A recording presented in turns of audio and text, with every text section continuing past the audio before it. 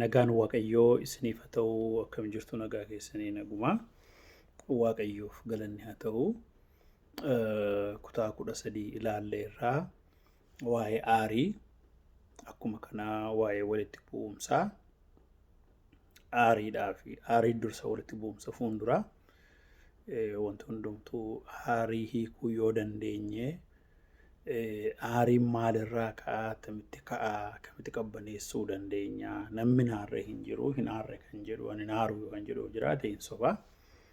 Ijoollee xinnoon illee hin aarti. Ijoolleen xinnoon waggaa tokko ji'a ja'a ijoolleen xinnoo illee hin aarti waan ta'eef yeroo isheen aarsan abiyuus goonee ati hojiin galtuuti waan ittiin galtu jennee ammanaa jirna maallee yoo taane ta'e saayikooloojii jireenya isaanii keessa miidhaa deemna. Isa ofitti amanuu isaanii, self-esteemii isaanii miidhaa deemna. Akkamittiin garuu akka waan barbaadan sana argachuun irra jiraatu karaa qajeelaatti maa yoo deemne maleessa. Kanaafitu har'a kutaa 14ffaa walii wajjin ilaallaa. Dheengadda kutaa 13ffaa irratti waan sadii ilaalleerra. Karaa waa'ee walitti bu'umsaa irratti namooti karaa sadiitu ilaalu. Walitti bu'umsi yaadarraa jalqaba. Conflict of ideas yeroo ilaalchi keenya adda ta'u yeroo sana yoo dandeenye hiikuu danda'uutu nurra ture. Yoo hiikuu dadhabne immoo waan sana tarii utuun kaasin isa walii galatti jiraachuudhaaf waan sana qofaamatti kaa'utu nurra jiraata. Yoo ta'uu baatellee nagaadhaan waan nuuf adda bahuutu nurra jiraata malee wallollee adda hin citin yookiin adda hin bahin. Isa kana gochuutu namarra jiraata. Garuu yaadaan isa wal dhabne sanaa namni siyaasaa tokko siyaasuma biyya keenyaa keessatti nama baay'ee iddoo guddaa qabudha. East Afrikaa geeddaruuf nama danda'u nama iddoo guddaa qabudha balus ni jedhu maqaasaa. Waggaa 24 dhaaba kanaa wajjin rakkadheedhe. Tarii bor geeddaramuuf ta'an geeddaramuu gara daalcha isaa sanatti hin dhufuu jedhe waggaa 24 maqaa saree jechuudha. Ofumaa jiraata umurii nama tokko ofumaa jiraate jechuudha. Jijjiiruu hin dandeenye. Garuu dhaabi sun booddee iddoo baay'ee tadaabaye. Hundumtu ilaalcha garaagaraa namoota qabantu gaafa kisaaraan dhufee rakkoo wayii dhufu iddoo jirutti caccabee jechuudha. Waggaa 24 fuuldura sanatu yaada sanatti akka waliin galle erga beekee yaada koo kana jedhee dubbateera ta'ee waggaa 24 kassaru ture. Egaal ta'u tokko bor iftaan geeddaramaan nama hubatee dhufaatuma jennuutu wanti sun ta'uu dhiisee kira loliisa fooniitti deema. Yaadarraa jalqabee jechuudha. Dubbiin yaadumaan wal dhabuurraa jalqaba. Loojikiidhaan yoo yaadne sammuu keenyaanii ilaalchumaan wal dhabuurraa dhufa. Utuu waliin loliin, utuu waliin abaarin, utuu waliin ajjeesin, utuu mi'aan balleessin, utuu nama balleessin yaada irratti erga wal dhabne waan wal dhabne sanaa yoo mariidhaan hiikna ta'e ta'uu turraata. Yoo tarii hiikuuf immoo nurra keessa ta'e qobaatti kaa'uun nurra jiraata yoo ta'uu baate immoo gara murtoo tokkotti deemuun duraata gara majooritiin murteessitu fudhatamu tilas waan ta'eedhaaf. Baay'inaan kan murteessu tokko dhugaa qabadhee hojii jiraachuu nan danda'a gaafa hubatanitti dhufuu danda'u waan ta'eedhaaf. Innaa kanaafittuu namoota sadan sunii kutaa 13ffaa keessatti kan nuti ilaallee war tokko gaafuma dubbiin ka'uun baqatu jiraadhumaan dubbiin gadheedhaa cubbuu taraka isaanii baqatu. Iddoo gadhiisuu, hojii gadhiisuu, mana gadhiisuu, waan gadhiisuu kottee naqabeeru lafa deemaa itti garuu nama jira lafa namni jiru immoo dubbiin jira. Hiika gaarii miti akka itti ilaalu. Warri lammataa immoo dubbiimti gaafa dhufu gatii barbaade namaa kaffalchiisu waraanaanis yoo ta'e caccabsanis yoo ta'e ajjeesanis balleessanis yoo ta'e moonurra jiraatanii meentalitii moo qabatanii deemu. Kunis kan ta'u nama yeroodhaaf meeshaan gadi qabuu dandeenya, nama yeroo humnaan gadi qabuu dandeenya, keessi isaa waan itti namanni tokko yeroo biraa dho'ee ba'a. Kunis kan ta'u. Warra sadaffaan garuu dubbiimti kun walitti bu'umsi kun iyyuu carraadha. Conflict as opportunity. namni waan keessa jiru mul'ifate waan ta'eef akkamitti negotiate goone walii gallee wajjin jiraanna jennee gara isaarratti hojjetu hunduma keessaa kan filatamu isaadha. Akkasitti kan namoota ilaalan jechuudha. Baqachuun isa kan ta'u gatii kaffallee waan barbaadnu kaffalchiisu jenneen balleessina waan sana jennee koozii isa rakkoo ta'e amman buqqisnetti nama akka barbaanne goone abiyuuzii yoo goone homaa gochuu dandeenyu. Kan akka ilaalle kutaa 13 irratti. Kutaa 14 irratti immoo gabaabumatti kan ilaallu jarri kun sadan warri sila ilaallee maa kutaa 14 ilaalle. Jarri kun sadan sila kutaa 13 irratti ilaalle wal qabatee deemaa viidiyoo koo subscribe YouTube koo subscribe godhaati viidiyoo walittaanaa sanii dhufaa deema waan ta'eedhaaf. Amma gaa sila namoota karaa dubbii ilaalu jenneerraa warri baqa kun rakkisaadha dubbiin rakkisaadha baqachuun nurraa tabbaduu nurra jiraatan iddooma jiran malallee yoo ta'e walii kan jechuudha. Ijoollee tamsaasanii yookiin ati mana yookiin abbaa manaa baddii wal hiikuun waaqayyoon jibbaa gaa'elli hiikamuunsaa yaada waaqayyoo miti happenii ta'a garuu of eeggachuun murteessaadha. Murtoo fudhannu irratti imooshiniidhaan aariidhaan yoo fudhanne baay'ee nu miidha. Nutuun ta'in dhalootaan iyyuu immoo miidha. Ijoollee dhalatanii jiran miidha. Biyyaa baduun waraanatti galuun nama ajjeesuun of ajjeesuun akka hiikaatti fudhatanii yeroo baay'ee yeroo isaaniitti jedhantu jira. Kanaaf egaa amma warra olii dubbiimti yeroo ka'u dubbiin gaarii miti jedhanii warri sodaatan warri baqatan hojii isaaniis ta'e mana isaaniis yoo ta'e waldaa isaaniis ta'e jireenya isaanii bilisanii warri gadhiisan hiika isaanitti kennan response kan isaan rakkoo kanaaf deebii kennanii maal ta'a maqaa kutaa 14 ilaalaa jirra. Deebii namoota kun sadan kennan ilaallachuudha. Deebiin warri tokkoffaa dubbii dhiisanii baqachuu barbaadan kun kennanii escape response. Silumoo baqachuudha waan ta'eef deebii isaan isaaf deebisan baqachuudhumaadha jechuudha. Baqachuudhumaadha. Maaliif isaan kuni avoid godhu. Jechuun utuu dubbiin jiruutu dubbii sana hiikuu rakka waan dubbiin jirree fakkeessanii pretend godhu. Fakkeessu. Dubbiin jira. Warri walloo dur yeroo biyya keenya dhufee turte bara safara. Ay wallaggaa hizbi ችግር እያለ ችግር የለም ይላል። ሸዋዳ ጎረጎረ ጅሩ ነርካስስት ፋሚሊ በዚህ mana keessa wallolu rakkoon baay'eedha wanti gurguddaa rakkoon jiru bakka ijoollee akka soban godhu ijoollee hin subsiisu jechuu kooti. Itoo wallolaa jiraatan illee gaafa namni dhufu pretend godhu fakkeessu agartanii jechuu kooti. Kanaafitu yeroonni kun avoid godhu rakkoo akka waan rakkoon hin jirre fakkeessu rakkoo yeroodhaan hiikuun barbaadan kun waldaa kiristaanaa keessatti yeroo baay'ee kana baay'ata. Utuu rakkoon jiru waama faarfannaa waama kadhataan waama lallabaan gadi qabanitti fakkaateetu rakkoon soodorra tuulame gaafa biraa akka boombiidha. Gaafa jiru gaafa manni guba tokko namni keessaa bakka tokko boombiin yookiin baqatu ta'a. Mana keessa akkuma kanaa yeroo baay'ee gorsan fudhatanii yookiin paastariin nu gorsan jedhanii yookiin professional counselor namoota sirriitti nama gorsuu danda'an nu gorsan jedhanii tuma wal caqacaqanii tuma wallonni yeroo bira dhaqee indaappifeen itti godhu waan gareedhaan ta'a. Kanaafituu warri kunii warri dubbiin gareedha jedhanii siluma sodaatanii itti lixanii hiikuun barbaadanii dubbii kana hiikuun barbaadan waldaa kiristaanaa keessa maatii kiristaanotaa keessaa kanatu baay'ata. Irra darbuutuma rakkoon jiru fakkeessanii spiritually dubbii hafuuraa fakkeessanii irra darbu ittiin godhanii. Bargit yeroo irra darbuun barbaachisu jira sabooddeen ilaalla. Maaliif immoo muuxannoo ishee hubuma. Muuxannoo ishee namni nuun jedhanii attamitti kanaan jettaa attamitti kanaan jedhaa jennee abalurraan dhagee jennee akka ijoollee xixinnoo hamii abaloo kanaan jennee abaloo kanaan jennee walitti finnee walitti buusuun bu'aan qabu waan tokko overlook goone darbuun turuudha. Waan xixinnoo personally kan ilaallatu dhuunfaa kan ilaallatu. Garuu akka dhaabaatti kan jiru akka waldaatti kan jiru akka hawaasaatti kan jiru akka dhaabaatti waan xinnoo isheeti raajii xinnoo isheetu bukeessa waan ta'eef waan meeqa diiga waan ta'eef of eeggachuun turu. Kanaafi waan xinnoo ishee huba corree kummaa akka jedhame jennee deekaa bu'u namisa kan namni hafuuraan ijoollee ta'e yaadan ijoollee ta'e waa'ee mana namaarra taasaa yeroo baay'ee waan ta'eef isa kana dhiisanii darbuun gaariidha. Garuu responsibility qabnurraa halaafinnatii qabnurraa kan ka'e yeroo namni nyaara guuru yeroo namni akka duraa ta'uu dhiisu dubbiin sun maaliif akka ta'e barree hiika kennuutu nurra jiraata malee baqachuun nurra jiraatu warra kun hin baqatu jechuudha escape godhu.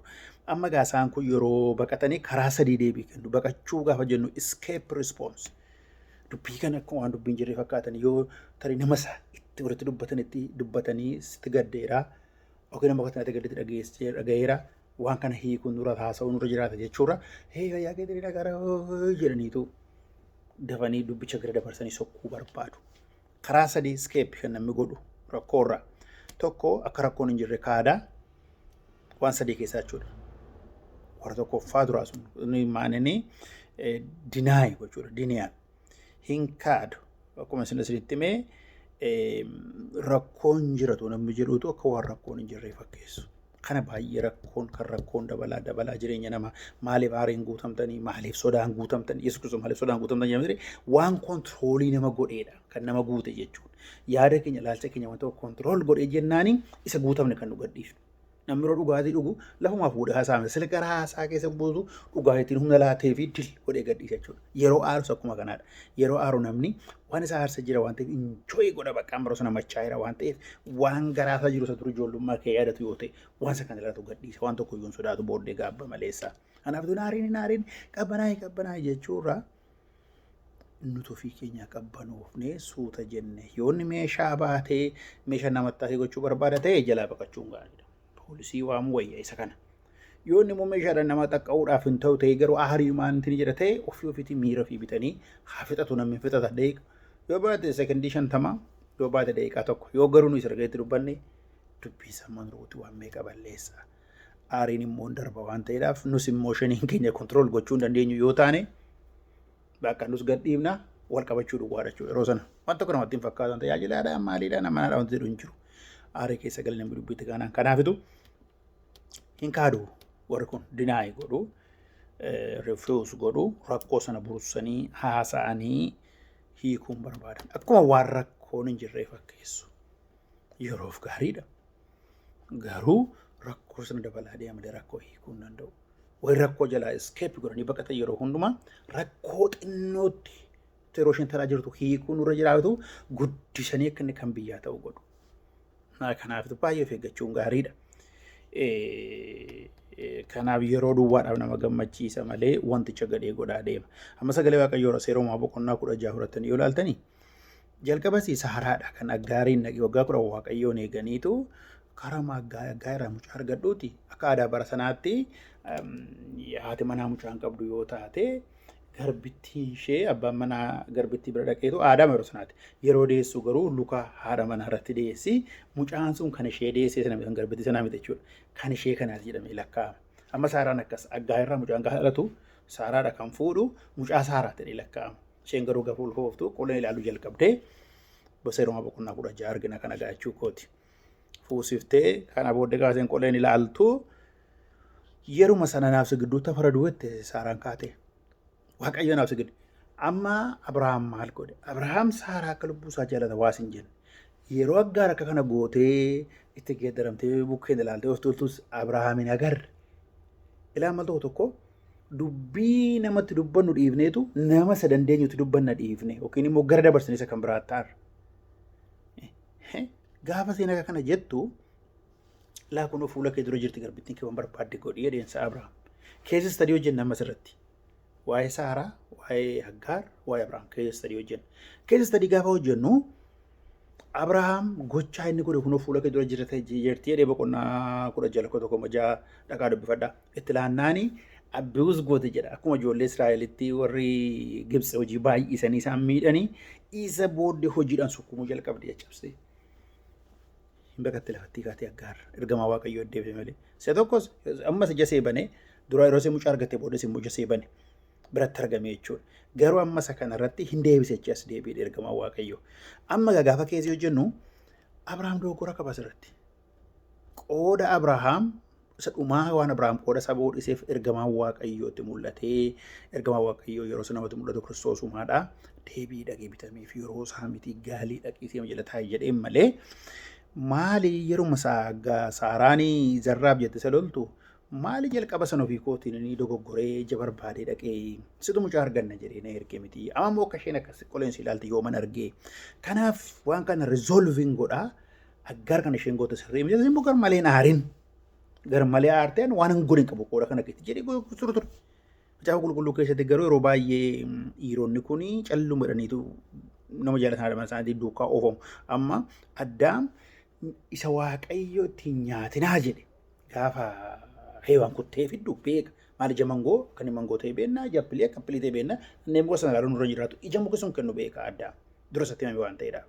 Yeruma sana noo jechuun danda'a ture hirkaa fuudhee nyaatee ofiisa duukaa hari'amee xaataa hundumaa fide hambisuu danda'a ture jechuudha. Jechuun egaa waan du'aa gati jaala waaqayyootti waan jennuuf akkasumatti waan hiikamuuf dhiisnu malee jechuu kooti.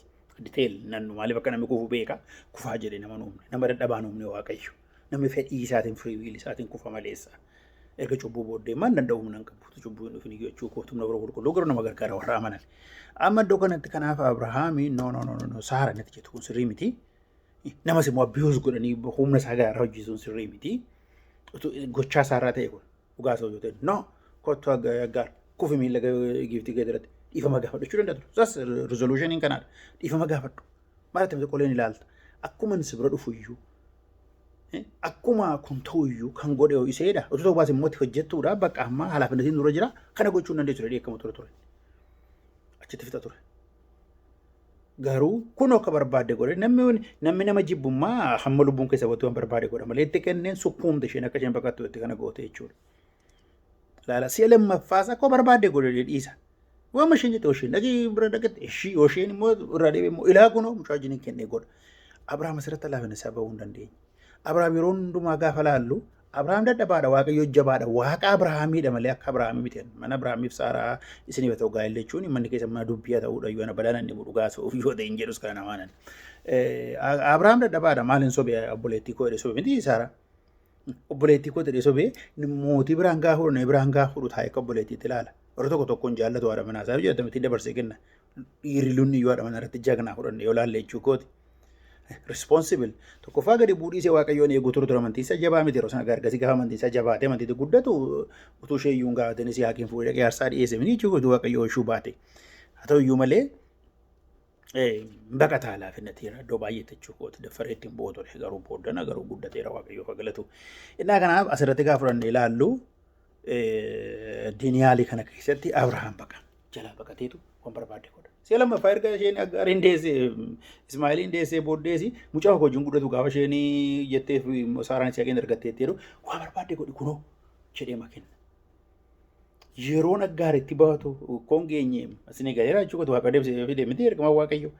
Utuma ta'ee iyyuu murtoon Abrahaam murtoon nuti caljennee sodaarraa murteessinu kan irraa murteessinu gadheedha. Har'a biyya Arabaaf Israa'el gidduutti abidda guddaa kan buuse tokko yeruma isheen bira dhaqee Aggaar bira jettee no waaqayyo karaa keenaan jedhe annaquun irra hin jiraatu diduu ture. Maal jechuudha kun diduu ture. Lammaffaa yeruma Saaraan akka kana gootee duraanis lolii sana fidde no karaa lolii isaatiin hiikan ta'u jechuu ture. Deebi'ees immoo yeroo isheen mucaa wajjin ariitu sanas waan isteeppii irratti ta'e hundumaa Aggaar Ismaa'eelitti himteetti. Mucaa ijoollee Siyaaqeef ijoollee Ismaa'eel gidduutti hammarraatti abiddi qiimiin darbaadee beetu miti ijoollee Yaaqoobiif ijoollee Eesaawu gidduutti Yaaqoob Eesaawu goosee waamonni hangafummaa fudhatee deemeef Eesaawun ijoollee isaatti hime Edoomiyaas jedhamini diimaa waxiin misiraatiin geeddaree waan ta'eef abidiyyuun kan inni barreesse kanaadha. Qiimiin sun garaa waan gooteef zariin Edoomiyaas guutummaan hin badan yeroo ijoolleen Yihuudaa booji'amanii Baabilon booji'u karaa ganii baay'ee ajjeesaa turan. Ijoollee dhalate boodanaan beekaniin waggaa kuma meeqa fuuldura kan ta'etu abbaarraa maatiidha darbaa dhufe qiimii sana ijoolleen Eesaawudha. Ijoollee beeka kayyuu meeqa faati isaaniiyyuu ijoollee Yihuudaa irratti ba'anii jira. Hin dhuman isaan ijoolleen Israa'el garuu hafanii jiru. Har'a maka kanaa dhagaa. Isiyaaqiif Ismaa'eel gidduu gaafa laaltanii lachuu ijoollee Abrahaamii jaalalaan guddaadhaan garagara yoo ta'an malee jaalalaan akka wal duukaa guddatan nagaa guddatan utuu hime. Maaliif miidhaa ijoollee Israa'el irra gahaa ture Museetti kan himee guddise haadhuma Museeti. Maatiirra yookiin eebba darbaa yookiin abaarsa darba yookiin waa'ee qiimii qomoo kana jibbeedhanii nuti dabarsu yookiin immoo eebba sammuu nagaadhaan dabarsu. Ataraa ijoolleetti waa'ee jibbaan dabarsina waa'ee qiimiin dabarsina waa'ee sobaan dabarsina waan hin taaneen dabarsina waan jibbaa. Sammuu gaariidhaan guddatanii barumsa isaanii baratanii waaqayyoon beekanii karaa sirriirra guddatanii fudhatanii yoo laaltanii yeroo sana dogoggora Abrahaam godheen Tootaalee tokko jalqabumayyuu eeguu turuu ture karaa makeetii jedhe lammaffaa immoo yoo ta'e iyyuu yeroo isheen loluuf kaatee sensitiif taatee akka sana gootu hin ta'u jechuu turre ture lammaffaa immoo noo yeroo isheen booddanaa galaamatti kennee bishaanitti kennee maal godha galaan namni namaa kennu bishaan namaa kennu dhaqee lafa duwwaatti hirkaa dhumeetoo utuu isheen boossu ergamaa waaqayyoo dhufee bishaan boolla banii fi mucii shanan guddisaa indaa'uun cimaan godha baraa keessatti addaan kan baru ta'a qomoo baay'een isa godha iyyuu isa eebbisee maal godha galaan isaa iddoo tokkoon iyyuu hin geenye laga nama ceesistu galaan namni namaa galaasu kan waaqayyoo maleessa garuu rakkoo kana kaadee ofii annagaadha maalxaataa keessa nagashi jechuun namoota akkasii baay'ee jira anxaataa keessan galu ilaa kunoo anxaataa keessan galu ilaa kunoo nu gaagaa eenyuyyuu walitti bu'a namooti nagaa paastoroonni walitti bu'u jaarsolii waaldaa walitti bu'u amantoonni walitti bu'u warri biyya geggeessa walitti bu'u warri paartii siyaasaa walitti bu'u yeroo walitti bu'an zarraafan humnan qaba sillola si waraana nan balleessa lammattaa akka wanti hin jira jechuun warra lammaffaa ta'udha calluma dhanii baqatanii immoo waan rakkoon hin jirre fakkeessanii immoo hooyyanii immoo baqachuun immoo dubbichatti bu'ee burussee yoo natti dubbatames maal jedhu hiikuu dadhabuun immoo inni kun rakkoo dabalaa deema namooti nagaan healthy people rakkina isaanii healthy godhu hin jijjiiru jechuudha yoo balleessanii ceepoo buufatanii okay jedhanii buufatanii common goalii qabnaa waa'ee saba keenyaa waa'ee biyya keenya akka waaldaatti immoo ergama waaqayyo nutti kenne qaba ergama keenya bakka hangaachuu miti common goalii sana amma namni tokko finfinnee dhaquudhaaf yookiin damdaloodhaaf yookiin gimbiidhaaf miilaan deema ta'e gara ji'a tokko fudhachuu danda'a makiinaan deema ta'e guyyaa lama fudhachuu danda'a guyyaa tokko pileenii yoo ta'e immoo saayii tokko fudhachuu danda'a miti kaayyoon isaa garuu finfinnee ga'uudha. Miidhaarra ga'uu maalirra ga'uu tun ta'in isa galma sana ga'uudha. Galma ta'uu qabna waa tokko irra jalamna. Galma sana laaluutu nurra jiraata malee amma yeroodhaaf riiliifiin argadha ga'uun boqodha jennee gaafa tokko irraa baqannu xaaxaa meeqa fidee dhufa. Kanaadha.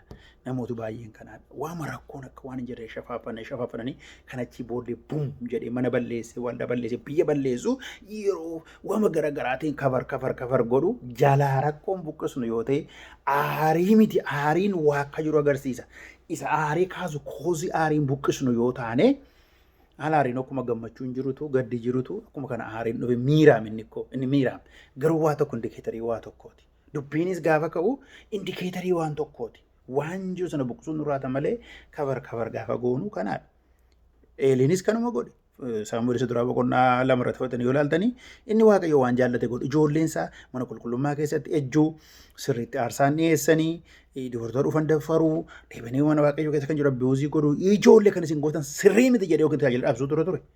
Isu እግዚአብሔር ነው ወደ ደውያ አድርገኝ ዋው ሀገር ዋን በር ሙሉች ሲጎ ካጆለ ሳንዱ ማርከዱ ዋተን ቢዜ እኒ ዩናስ ወራዶ የሮብራ ኡልፍን መና ዋቀዮ ገዲሴ ኡልፍን እስራኤልን ገዲሴ ኢቾሌ ሳንዱ ሃዲ መና ፊኒያስለ ሙጫሴ ኢካቦደ ኡልፍና ኢካቦደ ኡልፍን እስራኤልን ገዲሴ እትሙዲሱን ትዴከሙዲሱን ጎርሱዲሱን ቶታሊ መና ኤሊ ታያገለ ኤሊ በለስ በቃ ዋጋቹ ቦሳ ረከት ሙርቴ ሲራ ዋንተ ይራ አናብቱ ካዱን ነው መረንጅራት እስኬፕ ወር ጎዳን ኩኒ ስሪሚት ሂከ rakoof laannu hiika aariif laannu hiika dubbiif laannu keessatti kun sirrii miti kun dogoggora.